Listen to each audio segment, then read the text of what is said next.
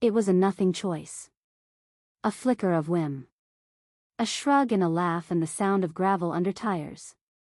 That was the sound of my life splitting in two. We were leaving for Grandma's that morning. She lived 3 hours north, in a white house that always smelled like mothballs and old peaches. It was early spring, mud still clung to the edges of our shoes, and the trees were bare but impatient. I was 17. Angry for no reason. Awake too early. I had fought with my mom about bringing my sketchbook. She thought it was rude to draw at the dinner table. I thought she didn't understand me.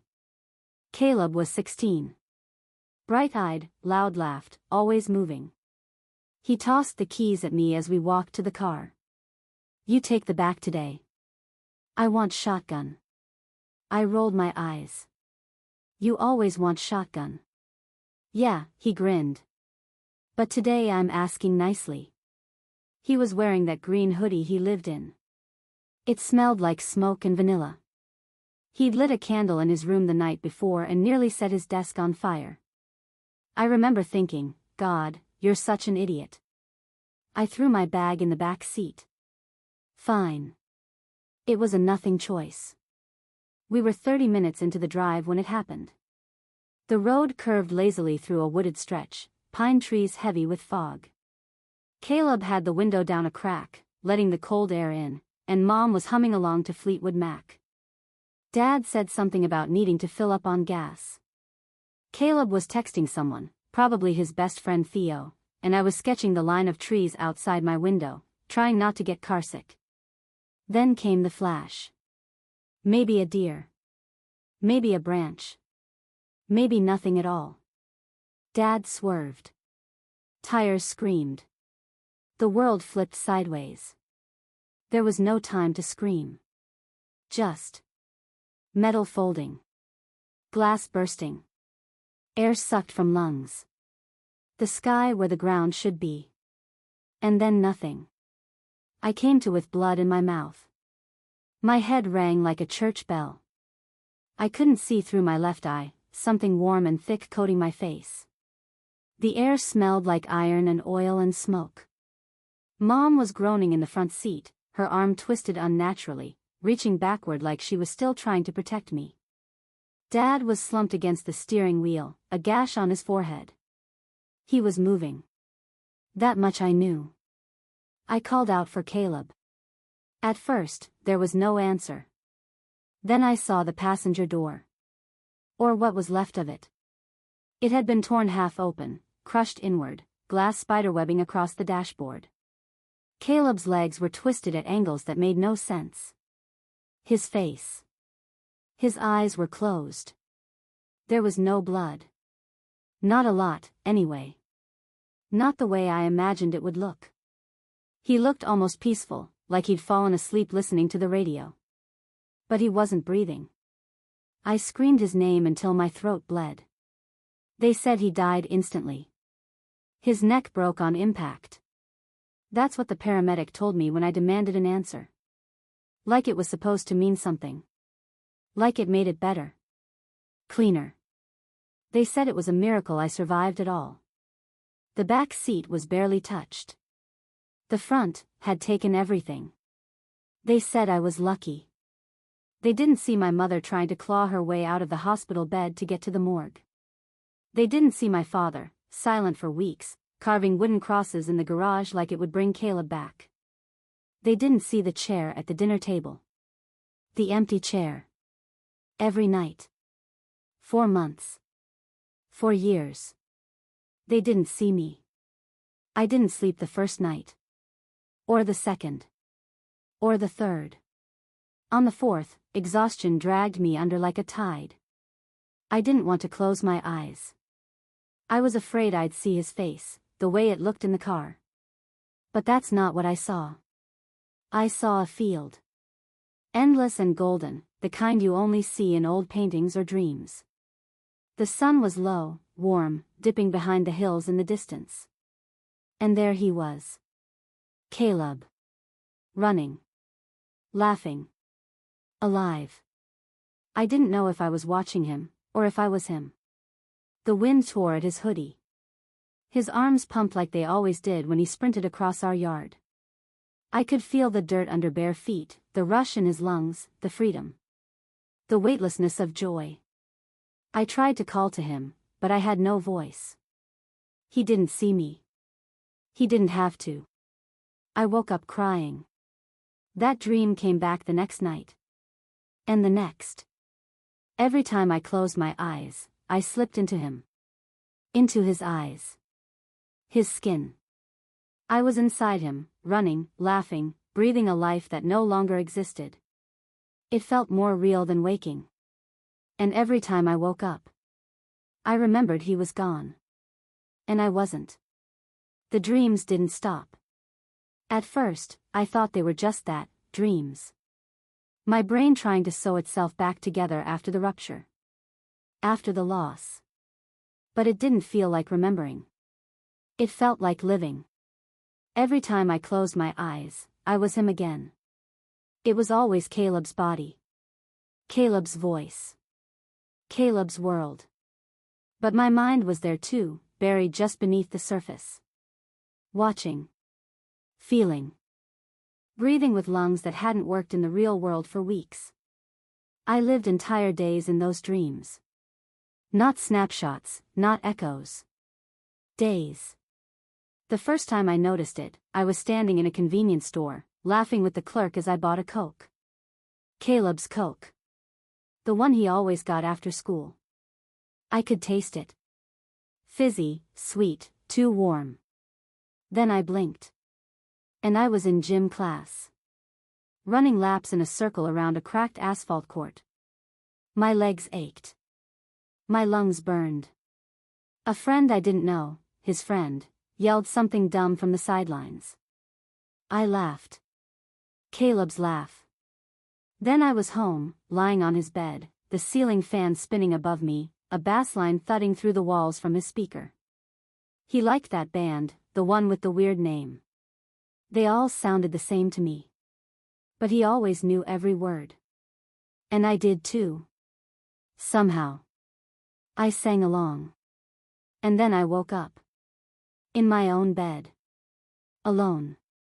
It wasn't just once. It became routine. Wake. Survive. Sleep. Become him.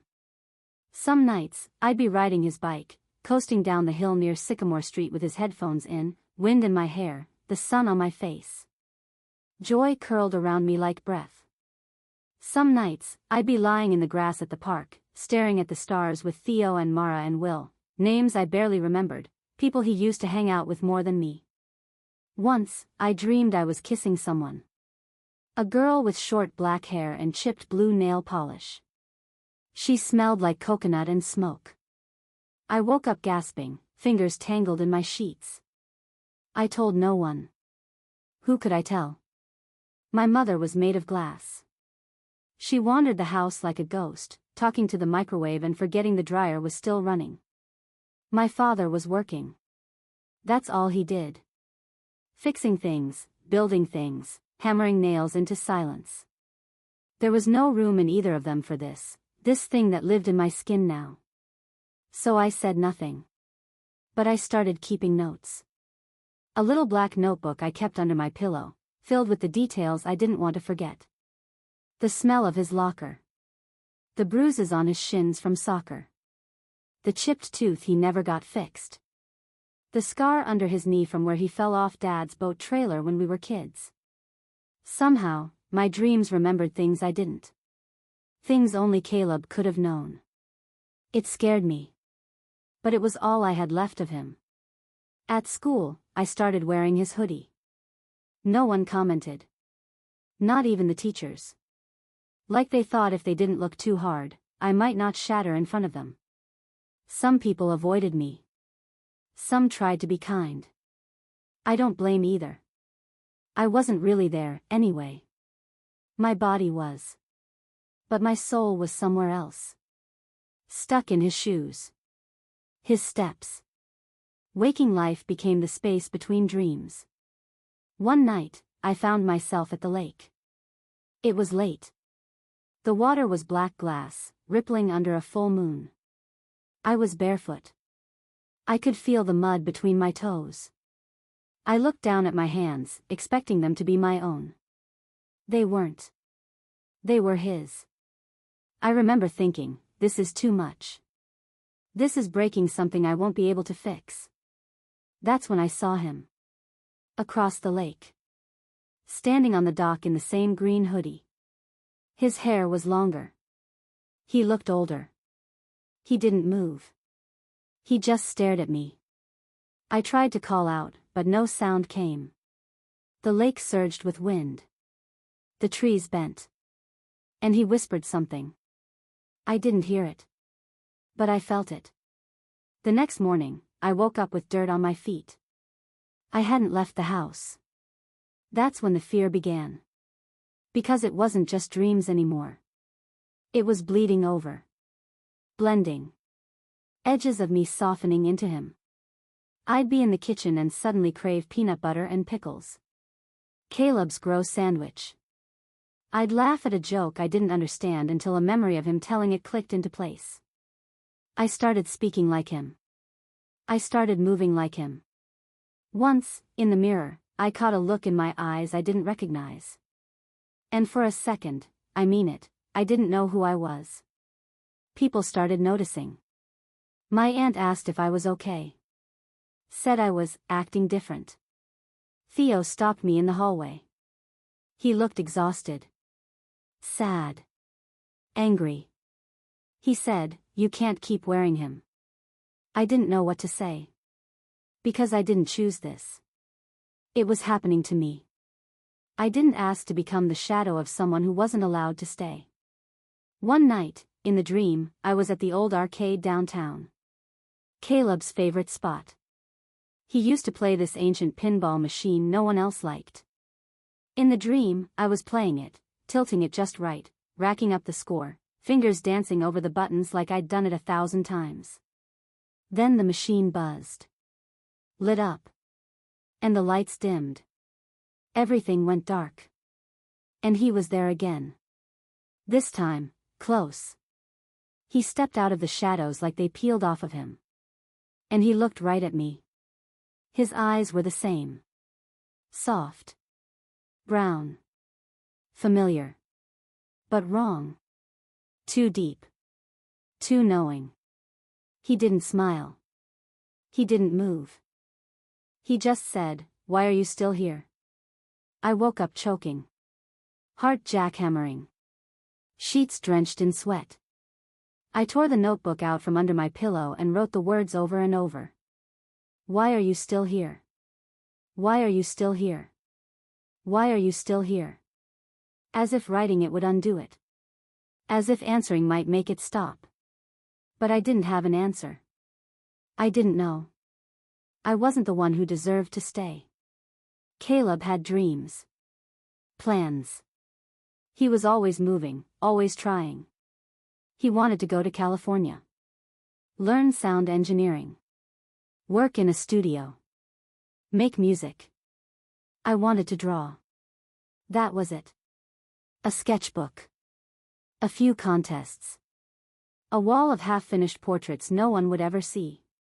He was the light in every room. I was the shadow on the wall. He should have lived. Not me. Not the girl who shrugged and said, "Fine." Not the girl who sat in the back seat and closed her eyes. And still. Every night, he came back. And I woke in his skin. I started writing to him. It felt childish at first. Like something I should have grown out of. But nothing else made sense. I couldn't talk to my parents. Couldn't talk to friends. Couldn't talk to myself without hearing his voice echoing through the cracks in mine. So I bought a new notebook, red cover, spiral binding, clean white pages, and I wrote, "Dear Caleb," at the top of the first one. And then I told him everything. I told him I missed him. I told him I didn't know how to breathe without guilt in my lungs. I told him about the dreams.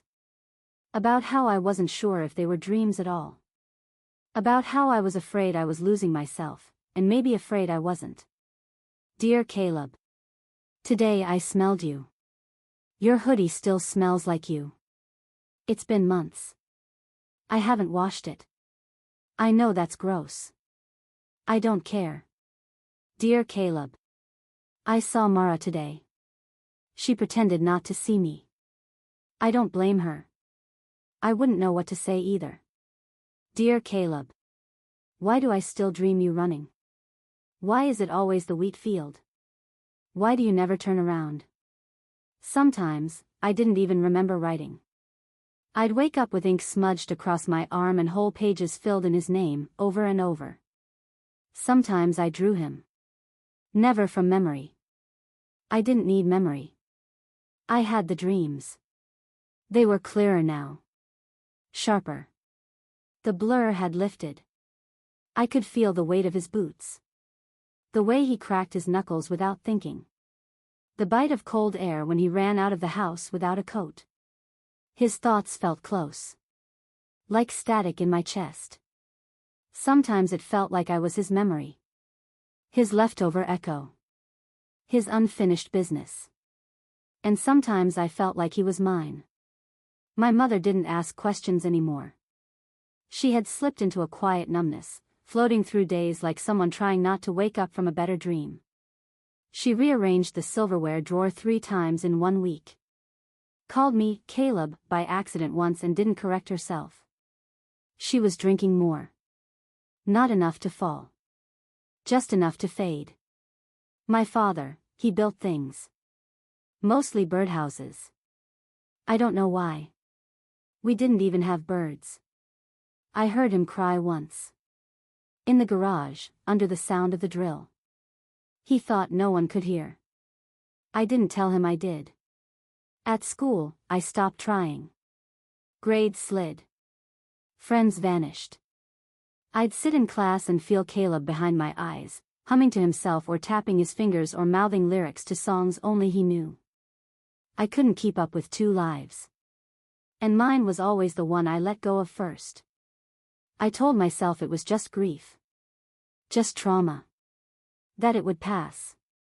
But something else was happening. Something I didn't understand. The dreams changed again. No longer just flickers of a life once lived. Now they pulsed with meaning. Intention. There were places I returned to, again and again. The wheat field. The lake. The school gym. And then, the hallway. It was long. Endless. Lit with flickering yellow bulbs like an old motel. The walls were covered in drawings. My drawings. Sketches I'd never finished. Some I'd torn up years ago. Some I hadn't drawn yet. I'd walk, barefoot, floor cold against my skin, and hear music leaking through the walls. His music. Old songs he used to play on loop. And I always woke up right before the last door opened. Then came the dream I can't forget. I was standing in the wheat field again. Wind tugged at my hair. The sky burned orange and violet. The sun low, bleeding into the grass. But I wasn't running this time. I was still. Waiting. And he was there. Not across the field. Not turned away. But right in front of me. He looked just like I remembered. Same freckles. Same half-smile. Same scar on his chin from where I accidentally hit him with a badminton racket in 6th grade. He didn't say anything at first. He just looked at me. And I looked back. My chest hurt. I wanted to run to him. Hug him. Say something. Anything. But I was frozen.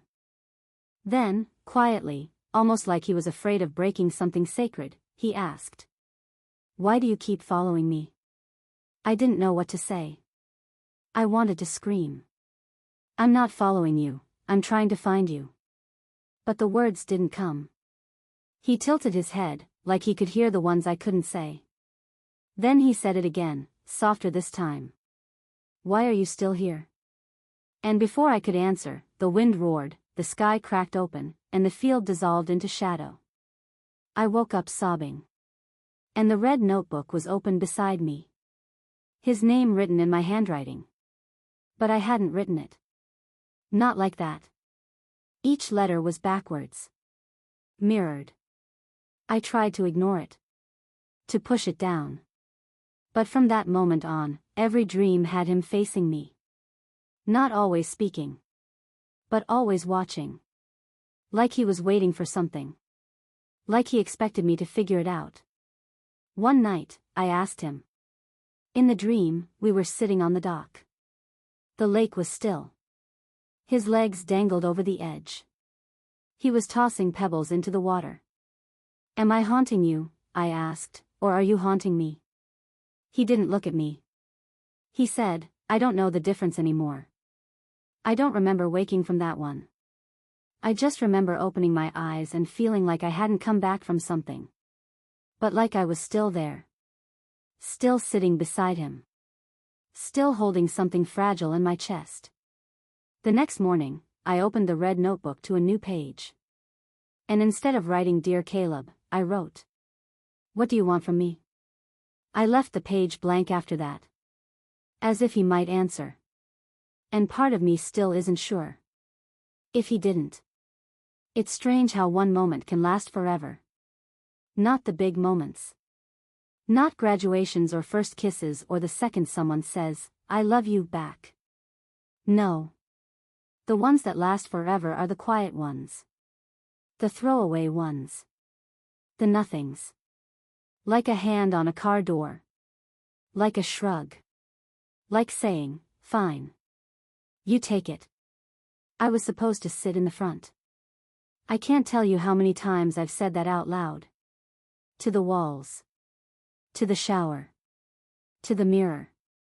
To myself, every time I brush my teeth and catch his face hiding behind mine.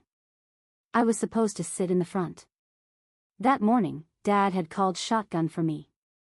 Said, let your sister ride up front, Caleb, she gets carsick in the back. Caleb had rolled his eyes. Just this once, please. I promise I won't even mess with the radio. I'd been tired.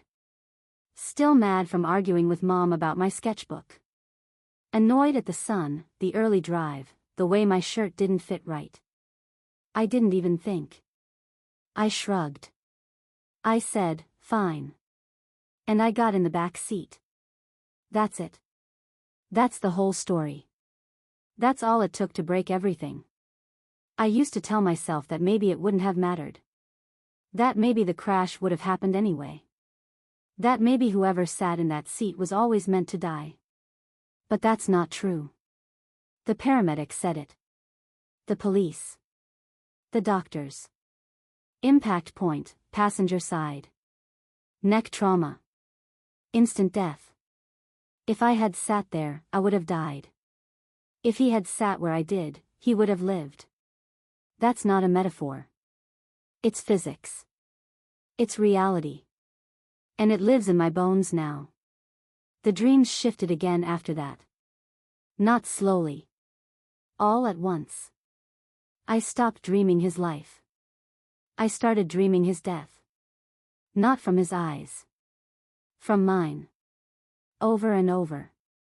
Replay after replay. The sun through the trees. The deer. Or shadow. Or nothing. The turn. The scream. The glass. The silence. And then, his body. Still. Slumped. Gone. Sometimes I'm in the back seat, watching it happen, pounding on the window, screaming his name.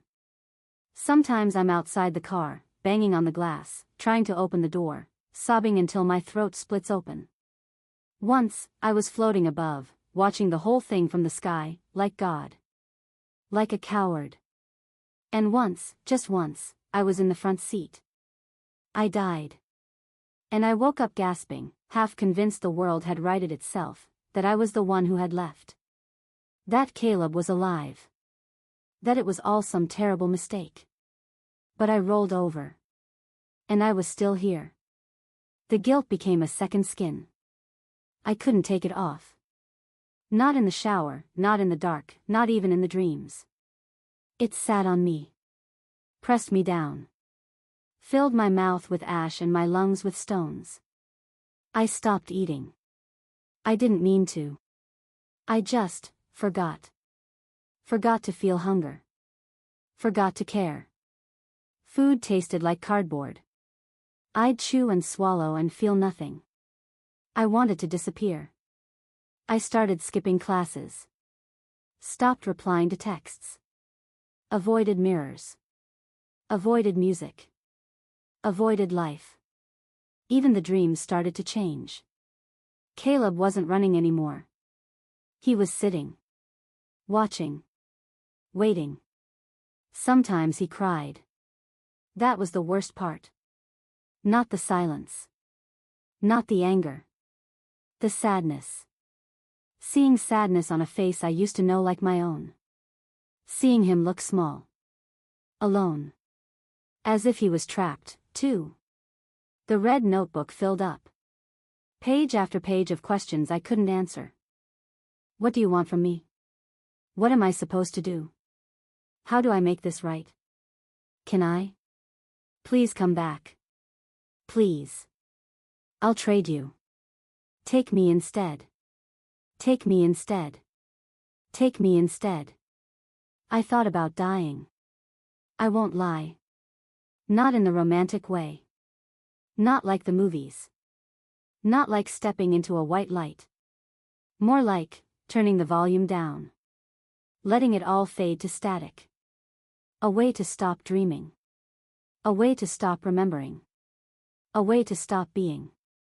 But every time I stood too close to the edge of something, rooftop, bridge, bathtub full of too hot water, I'd feel it.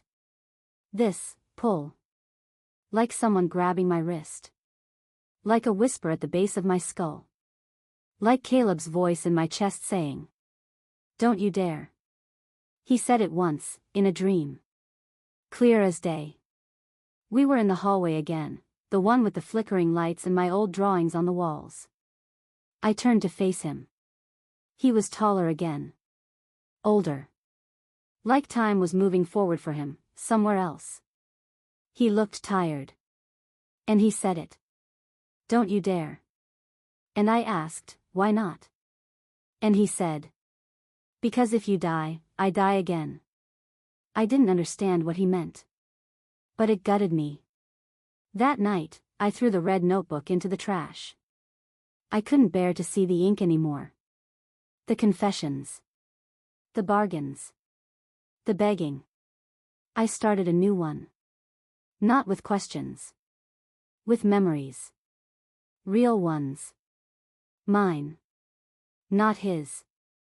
I wrote about the first time I beat him at chess. About the time we snuck out to go watch fireworks by the reservoir. About when he helped me build a cardboard model of a dragon for art class, and we burned it after it fell apart. About how he used to hum when he brushed his teeth. How he hated olives. How he cried when our cat died, even though he pretended not to. I wrote him like a person. Not a ghost. Not a dream. Not a punishment. He came back differently after that. The dreams softened. Still strange. Still surreal. But he smiled again. He cracked jokes. He lay on the dock with me and counted stars. He played songs on his guitar and sang off-key. He was him. Not some broken mirror version. But real. Warm. Present. And one night, as we sat in silence beside each other, shoulder to shoulder, he turned to me and said, "You didn't steal my life." I looked at him and said, "Then why do I feel like I did?" He didn't answer. But he reached for my hand. And held it. And it burned. Not painfully. But like sunlight on skin that hasn't felt warm in years. I woke up crying. But for the first time, I didn't feel empty. I felt seen. And that was the first step. Not out. Not away. But towards something. Something real. Something living. Something mine. Somewhere along the way, I stopped calling them dreams. It felt dishonest. Dream sounded too soft. Too ordinary. Too safe. What I was experiencing wasn't safe. It wasn't sleep. It was entering. Stepping through something invisible, and crossing into somewhere I didn't belong, but couldn't stay away from. I started reading about lucid dreaming.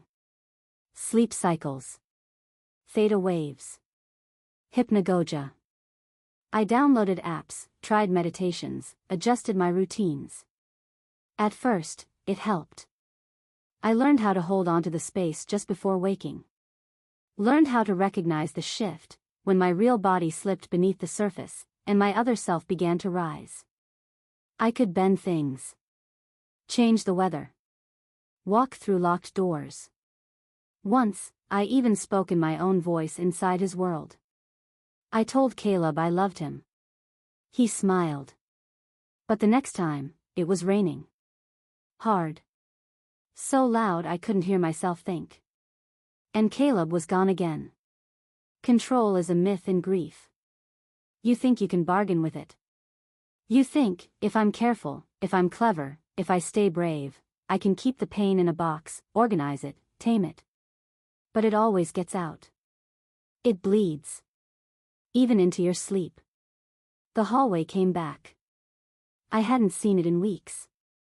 I thought maybe it was gone. He'd smiled. He'd held my hand. I thought I'd passed some test. But no. There it was. Yellow lights.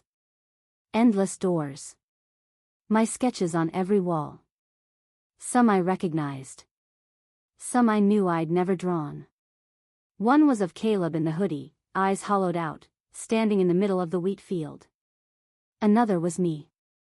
Sitting cross-legged on the ground, hands covered in ink, looking up at something out of frame. My eyes were terrified. I didn't remember drawing that. I didn't want to. At the end of the hallway was a door I'd never opened. Tonight, it was open. Inside was a field. Not the golden one. Not the one I knew. This one was ash. Black soil. Charred trees. Sky like bruised iron. No wind. No sound. No sun. I walked barefoot across the cracked dirt, my breath loud in my ears. In the distance, I saw a shape. A boy. Kneeling. Digging. I called his name. He didn't turn. When I got closer, I saw it wasn't Caleb. It was me. 17-year-old me. The version of myself right before the crash. My hair tied back. My favorite hoodie. Dirt on my knees. Hands tearing into the earth like something precious was buried there. I asked her what she was doing. She didn't answer. But then she stopped. And turned her face toward me. And said, "You're not supposed to be here." I woke up screaming. Sweat pouring down my back. Fingernails torn. Dirt under them. Real dirt. I checked my sheets. My floor. My hands. There was nothing there. And yet, I could smell smoke. Just faintly. Just for a second. And then it was gone. I told myself it was sleepwalking. I told myself it was my mind trying to resolve trauma. That made more sense than alternate realms and ghost fields and posthumous identities bleeding through. But that's not how it felt. It felt deliberate. Not madness. Not metaphor. Something was moving underneath the skin of this thing. Something old. And watching. The next night, I didn't try to dream. But it happened anyway. I found myself on the roof of our old elementary school. It was sunset. I was sitting with Caleb. We were watching a storm roll in. He looked at me and said, "You opened it, didn't you?" I said, "The door?" He nodded. "You weren't supposed to." "Why not?" "Because there's more than just me in there." I couldn't speak after that. Couldn't breathe. Because I knew what he meant. Felt it like a weight in my chest. The dreams weren't just dreams. They were layers. Rooms. Locked and buried. Not all of them belonged to him. And maybe, not all of them wanted me there. I tried to stay awake the next night. Stayed up drinking coffee until my vision doubled, pacing in circles, slapping my cheeks. Anything to avoid falling. But sleep doesn't care. Sleep always wins. I was in the lake. Alone. The water was black and silent. My legs didn't work. I couldn't move. I began to sink. Slow at first. Then faster. Below me, shapes stirred. Something huge passed by in the dark. A hum filled my chest. Low and mournful. And then I heard a voice, not Caleb's. Not mine. Not human. It said, "You are not the only dreamwalker." I woke gasping. Gagging. Water in my mouth. Except, there wasn't any. Still, I could feel it in my hair.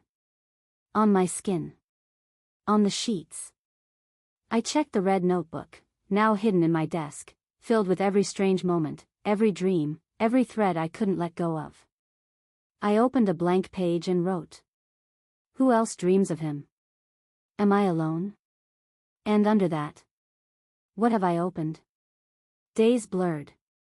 I stopped trying to live like a normal person. I was already 1 foot out of that world. I started researching dream phenomena. Found forums of others who had lost someone and felt them at night. One post chilled me. Sometimes the dead don't want to leave. But sometimes they're trapped in someone else's grief. They walk because we keep them walking. I didn't know if Caleb wanted to be here. I didn't even know if he was here. But I knew this.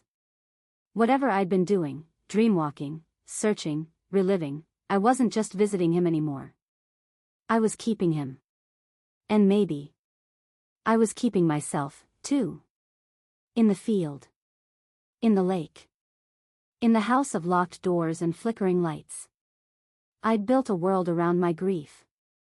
And now I couldn't find the way out.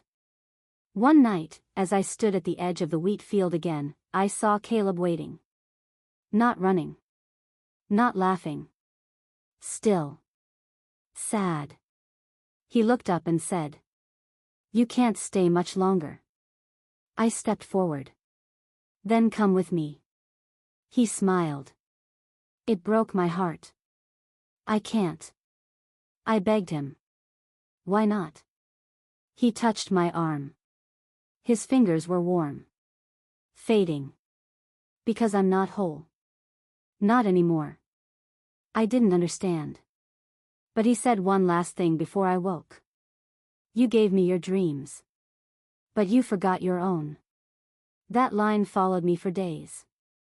You gave me your dreams. But you forgot your own. It felt like truth. Like a map I didn't know how to read. Because in trying to remember him, I had forgotten everything else. My art. My hunger. Myself. I wasn't just lost. I was empty. And maybe the only way back wasn't through another dream. But through something I had buried long before the crash. A life. My own. The dreams used to wait for night. That was the deal, wasn't it? The quiet pact. You can fall apart, but only while the sun sleeps. But then, I started hearing him in the morning. It began with the music. I was brushing my teeth. The mirror fogged from the shower. The house empty. Still. And then, down the hall, muffled through the bedroom walls, his song. A scratchy recording. Rough guitar. Off-key humming. A song I hadn't heard since before. Caleb used to play it on loop while editing videos for his YouTube channel. I'd begged him to wear headphones. He never did. I turned off the faucet. The music kept playing. I followed it to his room, still the same as the day he died. Poster peeling off the wall. Bed made, just barely. His guitar case leaning against the closet door. The music stopped the second I touched the handle. Silence. Heavy and breathless. I stepped inside. The room was cold. Colder than the hallway. Colder than the season. And there, on the desk, under his old lava lamp, was his iPod. Charged. Lit up. Paused on track 5. Lo-fi test run, demo. My breath caught. I hadn't seen that iPod in 2 years. I picked it up. Pressed play. Nothing. Dead battery. Black screen. I dropped it. That night, I didn't sleep. Didn't dream. But the next morning, I found a drawing on my nightstand. Torn from one of my old sketch pads. Graphite smudged along the bottom, like someone had been holding it too tight. It was Caleb. Standing in front of the hallway door. His back turned. His hand resting on the knob. I didn't draw it. I know I didn't. But it was in my style. My pencil. My paper. I stopped writing in the red notebook. Not out of fear. Out of surrender. Whatever was happening wasn't just mine anymore. I couldn't explain it. Couldn't box it up in journals or questions. It was outside of me now. Breathing through the walls. Flickering in my periphery. At first, I thought I was going crazy. But there's a strange relief in giving up the need to be sane. It made space for something else. I started seeing him. Not just in dreams. Reflections. Corners. Flash frames in the glass of the microwave. His silhouette in the passenger seat of my car when I glanced up too fast. Always gone when I looked again. But for that heartbeat, he was there. Clear. Real. Present. Like the universe was glitching. Like grief had ripped a hole in time, and he was slipping through. One day, I opened my closet and smelled him. The hoodie. That same one. The one I'd worn every day for months until the scent had faded to memory. But now. Vanilla. Smoke. Sunlight. I held it to my face and cried like I hadn't in months. Not because I was sad. But because it wasn't fair. None of it. Not that he died. Not that I lived. Not that he was here, and not here, and I couldn't even touch him. The next dream was different. I wasn't Caleb. I wasn't myself. I was something in between. Floating through the hallway like a camera on a track. No feet. No hands. No breath. Each door I passed whispered. Soft, unintelligible things. Like memories played backward. When I reached the last one, the one he'd stood in front of in the drawing, it was already open. Inside was a version of my room. But not mine. The walls were covered in his handwriting. Lyrics. Apologies. Doodles of rocket ships and guitars and birds. In the center of the bed, a box. Inside, photographs. All of me. Sleeping. Laughing. Drawing. Crying. Photos I didn't know existed. Photos no one could have taken. One was from 2 weeks ago, me in the kitchen, head in my hands, half-eaten toast on the counter. I woke up with the box on my lap. Empty. I started asking questions I didn't want answers to. Is he still here? Or am I the one haunting him? Did I survive the crash in the body? But not in the soul? Was I the ghost? I asked my mother about Caleb one night. We were folding laundry.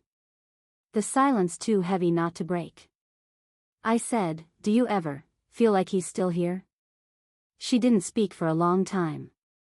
Then, without looking up, she said, "I dream him. Every week." I froze. "What do you mean?" She sighed. Folded a towel. "He's always running. Always just ahead. I can never catch him. But I hear him laugh. And that's enough. I wanted to ask more. But I couldn't.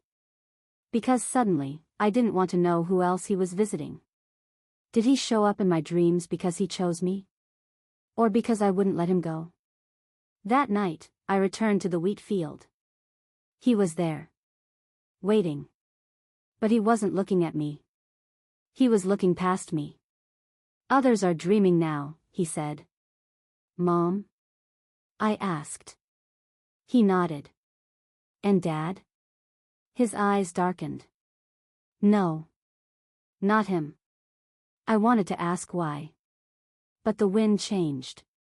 He looked at me then. I can't stay much longer. Why not? His face, so sad. Because you're pulling me down. I woke up with my fingernails dug into my palms. My hands were bleeding. I didn't sleep for 3 days after that. Didn't risk it. I walked. I drew. I drank coffee until I shook.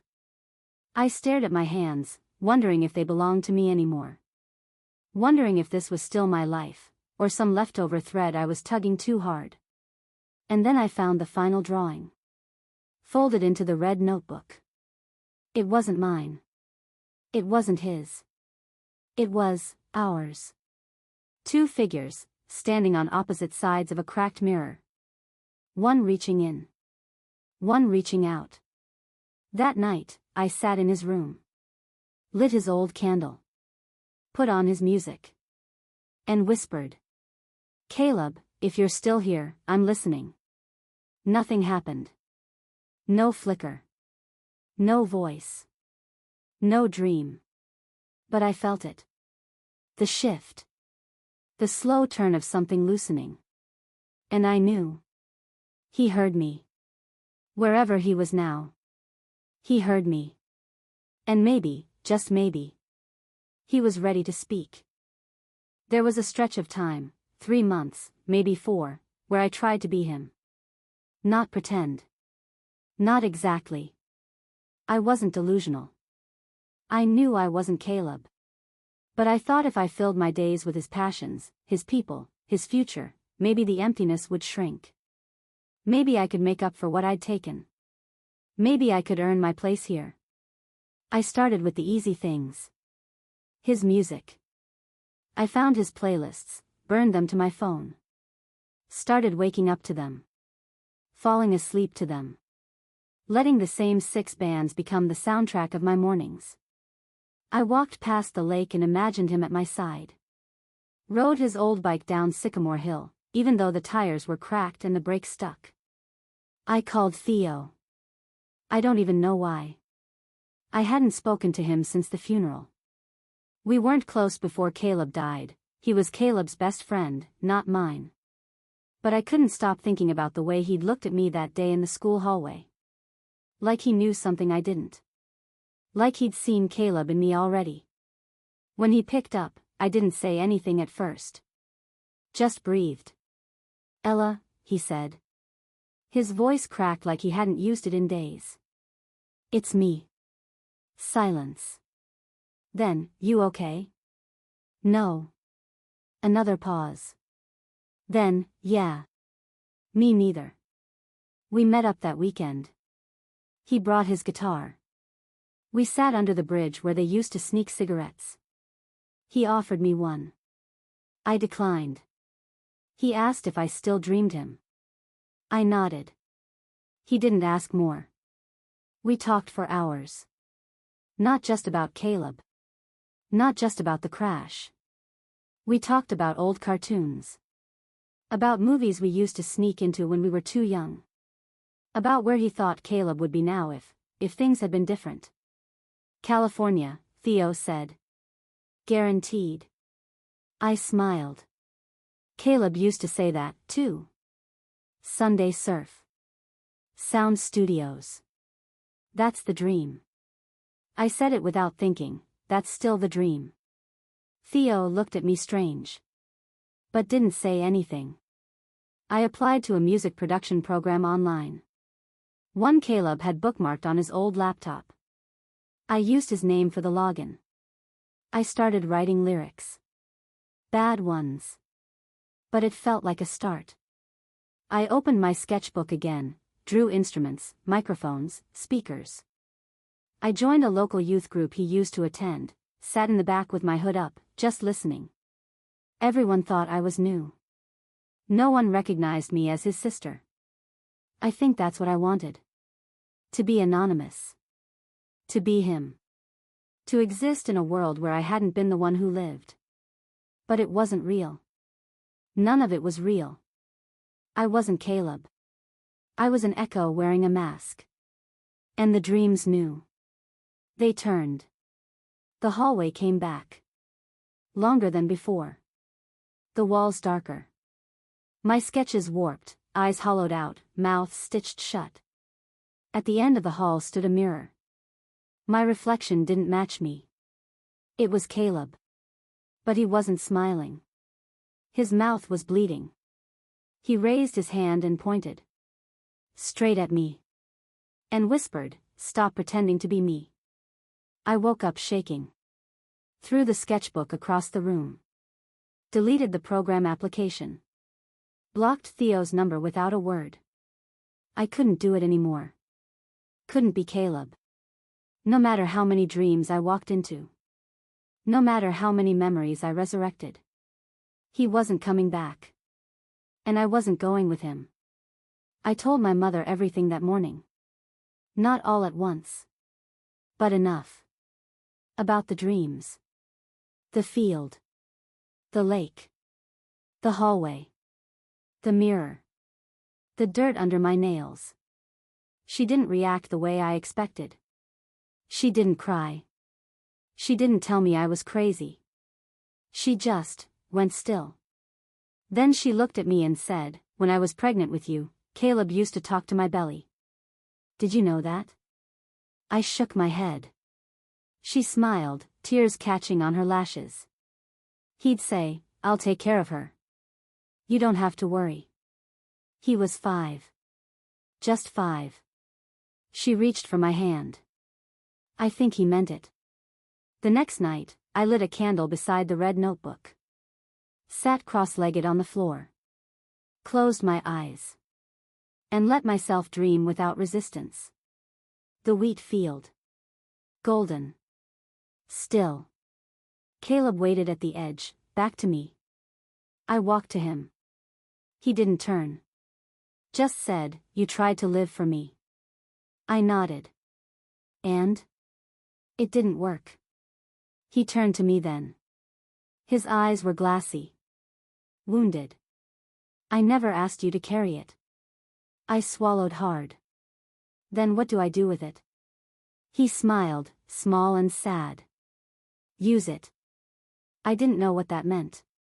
But when I woke up, I picked up my sketchbook. Turned to a blank page. And drew the mirror. Cracked. Bleeding. With both of us inside it. Him on one side. Me on the other. Hands pressed against the glass. It wasn't until I finished that I noticed something. In the corner of the page. A signature. Not mine. Not his. Just 3 letters. Sue. Caleb Elias Whitmore. His full name. In his handwriting. I didn't draw that. But I didn't tear it out. I left it there. Proof. That I wasn't losing my mind. Or maybe. That I was. But at least, I wasn't alone. The dreams changed again. Not subtly. Not gradually. They opened. Like doors swinging wide. No more hallways. No more mirrors. No more fragments of Caleb scattered through 1,000 broken scenes. He was there now. Whole. Waiting. The first time I saw him this way, he wasn't a boy anymore. He looked older. Not adult exactly, but older than 16. Like time had kept passing for him, somewhere far from here. His hair was longer, curling a little at the edges. He had stubble on his chin, a new scar on his jaw, deeper eyes. I knew every inch of my brother's face. And this was not the same one that had died. This was a version I had never met. But still knew. We were standing in the field. Only it wasn't wheat anymore.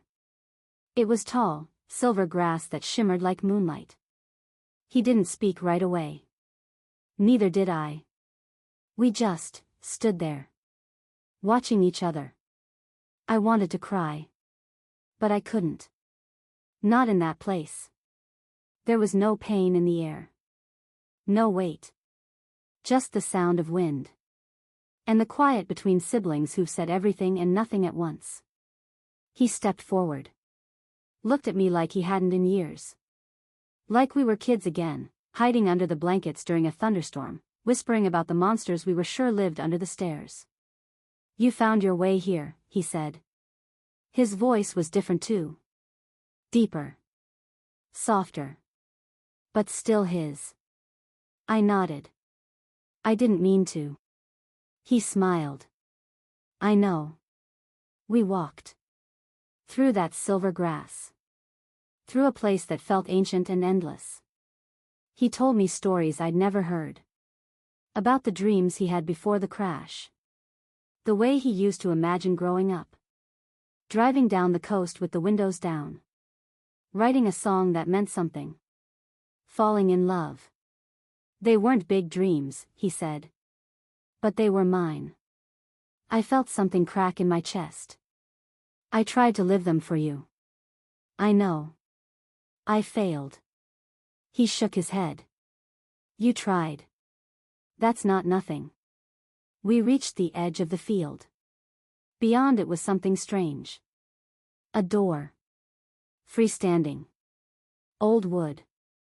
Rusted hinges. A single keyhole glowing faintly. I turned to him. What's on the other side? He looked at it for a long time. Then at me. I don't know anymore. Have you ever opened it? No. Why not? He hesitated. Because I was waiting. For what? For you. The air changed. I could feel my pulse again. My breath. Time thickened, like honey poured too slow. And he said, quietly. I don't think I'm supposed to stay. My throat closed. Then where are you supposed to go? He smiled, and it hurt more than anything. I think I already went. The wind picked up. Carried our hair into our faces. He reached for my hand. Held it. Warm. Solid. Real. More real than anything I'd ever felt. We stood like that for what felt like hours. And then, he let go. I'm going to show you something, he said. He touched the center of my chest with 2 fingers. And suddenly, I was falling. Not into darkness. But into memory. Not mine. His. I saw him at 8, watching me draw dinosaurs at the kitchen table. Saw the way he copied them later in his notebook, practicing until they looked just right. Saw him at 11, crying in bed after Dad yelled at him for scratching the car. Saw him at 14, sneaking out to follow me to a party just to make sure I got home okay. Saw him the night before the crash, standing outside my room, fist raised to knock. But never doing it. He stood there for a full minute. Then whispered. Thank you for being my sister. And walked away. I woke up in the dream again. Back in the field. Back in my body. And he was crying. I'd never seen him cry in a dream before. I stepped forward. He looked at me and said. I didn't want to leave. And I said. I didn't want you to. And we hugged. Hard. Like we were trying to fuse the pieces of each other back together.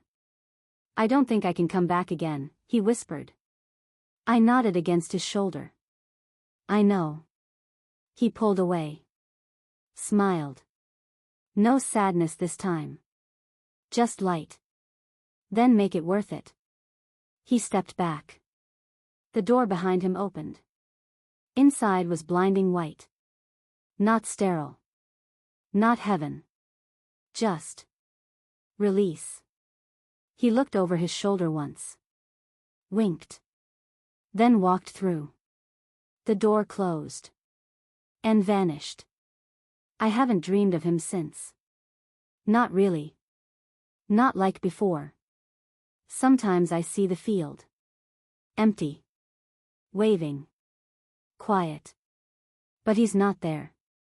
Not anymore. And that hurts. It does.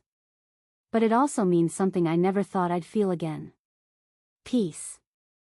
Because maybe letting go doesn't mean forgetting. Maybe it means finally remembering without bleeding. And maybe grief doesn't mean keeping someone chained to your chest. Maybe it means setting them down gently. And carrying them forward anyway. I thought when he left, the world would fall apart again. That I'd break a second time, this time for good. But it didn't. It held. So did I. I still dream. Not like before. Not the silver grass, or the lake, or the hallway with flickering lights. Those places are gone now, like burned out stars. Now, my dreams are just dreams. Sometimes strange. Sometimes dull. Sometimes I still hear his laugh in the wind, or his footsteps behind mine when I walk down Sycamore Hill. But I don't wake up choking. Don't wake up screaming. Don't wake up wondering which world I belong to. Because I know. I'm here. And he's not. And that's okay. I started therapy. Real therapy. Not journaling. Not isolation disguised as introspection. A woman named Dr. Min. She wears mismatched earrings and talks to me like I'm made of glass and wildfire at the same time. The first thing I told her was that I dreamt my dead brother for over a year. She didn't flinch. She said, "That sounds like love trying to survive." I cried. Not because of what she said. But because someone finally understood it wasn't just grief.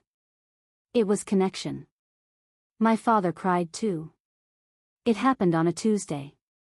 I came home from my appointment and found him in the garage, sitting on a stool beside a half-finished birdhouse. He didn't hear me come in. He was holding one of Caleb's old soccer jerseys. Just holding it. Not folding. Not cleaning. Just holding. I sat beside him. I didn't say anything. Neither did he. But his shoulders shook. And his head dropped. And his fingers clenched the fabric like it was a rope tied to heaven. That was the first time I'd seen him cry since the funeral. He didn't say sorry. He didn't say anything. But he leaned into me. And I held him. My mother started baking again. For a long time after the accident, she stopped doing anything creative. Stopped humming. Stopped decorating for holidays. Stopped using spices. But one day I came home to the smell of cinnamon and brown sugar. The kitchen was a mess. Flour on the counters. Open cookbook. Music playing low. Not Caleb's. Hers. She looked up and smiled like someone just waking up. "I burned the first batch," she said. But I didn't cry. I hugged her. We stood there for a long time. Two women learning how to breathe again. And me? I moved. Not far. Just far enough to stand on my own. A little cabin an hour outside town. Near the coast. Wood walls, big windows, silence like a soft coat. I brought only what I needed. My sketchbooks. My clothes. A photo of Caleb at age 10, holding a frog and grinning like a maniac. The red notebook, filled with the dreams. And a single page torn from it, the drawing of the cracked mirror. I pinned it to the wall above my bed. A reminder. Not of him. Of me. The version of me that refused to stay broken. I started drawing again. Not the haunted things. Not the hallway. Not the door. Real things. The sea. The pine trees outside my window. The sky just before rain. And people. Smiling ones. Laughing ones. Ones with lives ahead of them. I found my voice. Literally. Started narrating audiobooks for a small indie publisher online. Turns out my grief had carved something low and warm into my tone, something people found calming. I thought it was funny. Caleb would have loved that. He always said I had a sexy ghost voice. I told him to shut up every time. But now, maybe he was right. And the dreams? Sometimes they come like echoes. Soft. Harmless. Last week, I dreamed I was riding a bike down a hill, wind in my teeth, music in my ears. I was me. But I was free. And I laughed so hard I woke up smiling. That was the morning I walked down to the shore. To say goodbye again. Not the weeping kind. Not the aching, desperate kind. The real kind. I stood barefoot in the sand, cold water curling around my ankles, and whispered, "Thank you." And the wind answered. Not with a voice. But with a feeling. Like sunlight on skin that had forgotten how to feel warm. I didn't steal Caleb's life. I know that now. I survived it. That's different. And survival isn't a debt. It's a gift. A terrible, aching, sacred gift. And now, finally, I'm using it. That night, I dreamed of the wheat field one last time. But it wasn't golden anymore. It was green. Alive.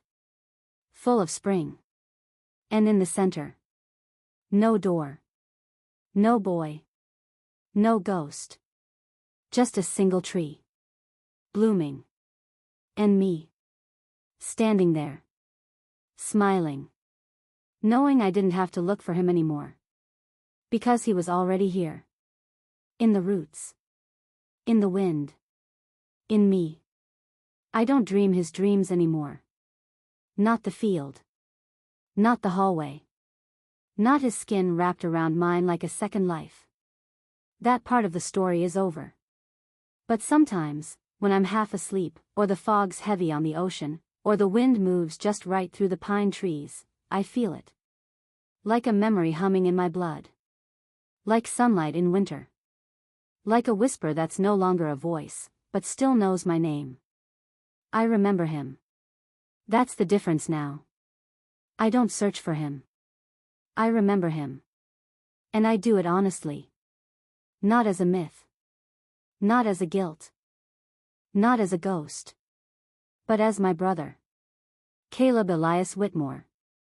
Who once jumped into a frozen lake on a dare and couldn't stop laughing as his lips turned blue. Who made up a fake band called Squirrel Teeth, just so he could design their album art and t-shirts. Who played guitar badly, but with all his heart. Who hated olives. Who left too soon. But not entirely. Never entirely.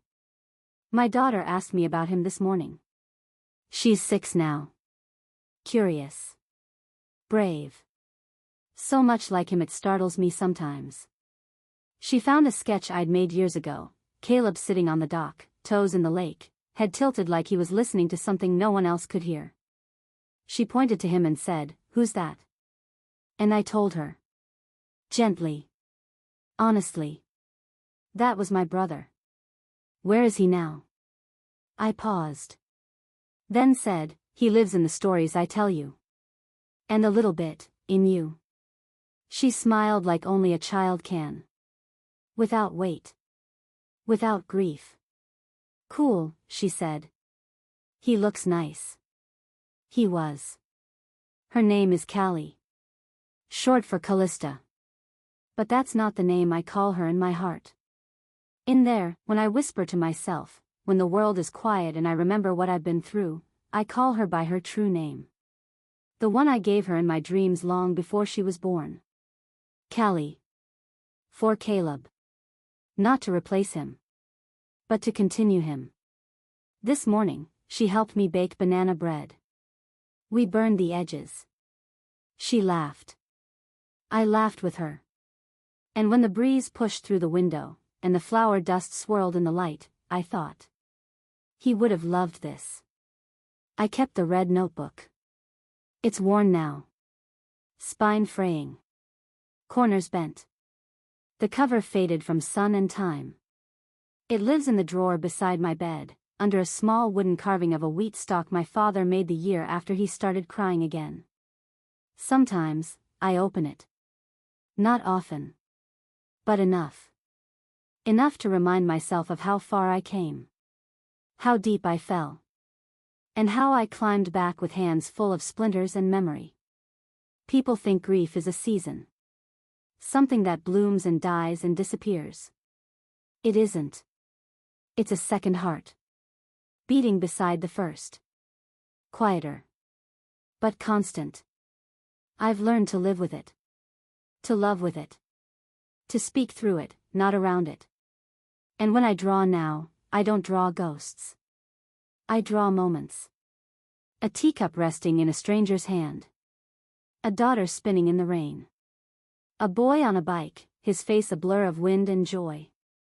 I draw not to hold on to the past, but to honor what I carry forward. What I remember. Sometimes I walk through the wheat field near our house. It's not his field. But it holds the same quiet. The same golden hush.